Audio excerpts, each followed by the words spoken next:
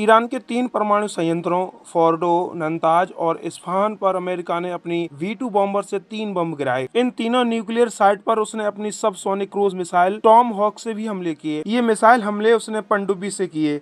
Report में कहा गया है कि इन तीनों परमाणु संयंत्रों को निशाना बनाते हुए करीब 30 टॉम हॉक मिसाइलें दागी गईं। यहाँ हम जानेंगे कि आखिर टॉम हॉक मिसाइलें कितनी ताकतवर हैं और भारत की क्रूज मिसाइल ब्रह्मोस से यह कितनी आगे हैं। सबसे पहले हम बात करते हैं इनकी रेंज और स्पीड की। टॉम हॉक की अगर भारत की सुपरसोनिक ब्रह्मोस से तुलना करें तो रफ्तार के मामले में भारतीय मिसाइल से बहुत आगे है। ब्रह्मोस की स्पीड मैक 3 है, जबकि टॉम हॉक की रफ्तार 0.75 मैक है, यानी ब्रह्मोस से बहुत कम है। रेंज की अगर बात करें तो इसमें टॉम हॉक बहुत आगे है। ब्रह्मोस की रेंज जहां 300 किलोमीटर की है तो वहीं टॉम हॉक की रेंज 2500 किलोमीटर तक की है। टॉम हॉक को युद्धपोत, पनडुब्बी और जमीन से लॉन्च किया जा सकता है। वहीं ब्रह्मोस को जल, थल और नभ यानी तीनों मोर्चों से लॉन्च किया जा सकता है। रेंज को अगर छोड़ दिया जाए तो ब्रह्मोस उससे बेहतर साबित होती है। Tomahawk land attack missile एक लंबी दूरी तक मार करने वाली है। सबसोनिक क्रूज मिसाइल है जिसे अमेरिकी नौसेना ने विकसित किया है। इसे जहाजों या पनडुब्बियों से वर्टिकल लॉन्च सिस्टम के जरिए भी लॉन्च किया जा सकता है और इसका इस्तेमाल जमीन पर स्थित लक्ष्यों पर सटीक हमलों के लिए भी किया जाता है। टॉम हॉक मिसाइलें कम ऊंचाई पर उड़ सकती हैं,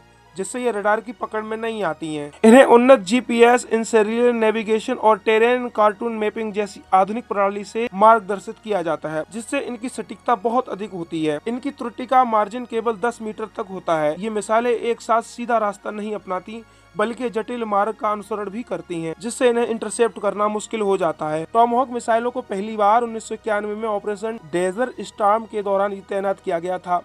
तब से इन्हें कई प्रमुख संघर्षों में इस्तेमाल किया गया है। इनमें से 2017 में सीरिया में किए गए हमले भी शामिल हैं। इस मिसाइलों की रेंज लगभग 1000 से लेके 1500 मील तक है, जो इनके संस्करण पर निर्भर करती है। ईरान पर हमले के दौरान इन्हें पनडुब्बियों से लॉन्च किया गया था, जो लक्ष्यों से लगभग 400 मील दूर स्थित थी। टॉम हॉक मिसाइलों की लंबाई लगभग 18.3 फीट होती है और इनका वजन लगभग 3200 पाउंड होता है। बूस्टर के साथ इनका वजन 4400 पाउंड तक हो जाता है। ये मिसाइलें 1000 पाउंड तक का पारंपरिक विस्फोटक वारहेड या क्लस्टर बम लेकर जाती हैं।